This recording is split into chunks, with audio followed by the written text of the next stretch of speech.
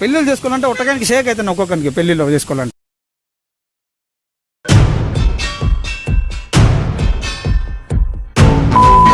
అన్న నమస్తేనా.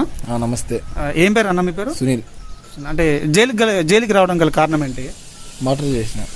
అంటే ఎవరు నాన్న? నా వైఫ్. అప్పుడు పెళ్ళి అయిపోయిందా మీకు? ఇదండి పిల్ల మొక్క వాళ్ళందరికీ ఒకటే చెప్తాను నేనండి, చిన్న వయసులో పెళ్ళిళ్ళు చేసుకోకండి. మీకు మీ దగ్గర డబ్బు ఉండి లేకపోతే ఏమన్నా ఉంటే ఇంకా 2-3 పెళ్ళిళ్ళు ఎక్స్ట్రా చేసుకోండి అంతే.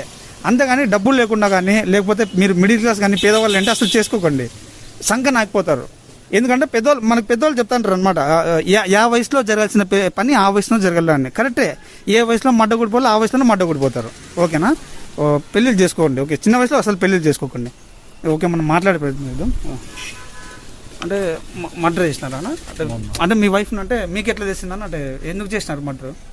ఏరో డ్యూటీకి వెళ్ళేటప్పుడు ఏరో వంతు ఉంది నా, వాళ్ళు ఇద్దరు చూసినారు. ఇద్దరు చూసాక నన్ను మర్డర్ చేయాలి అన్నారు నా. అంటే వాళ్ళిద్దరు మిమ్మల్ని మర్డర్ చేయాలి? మర్డర్ చేయాలనుకున్నాను. Okay okay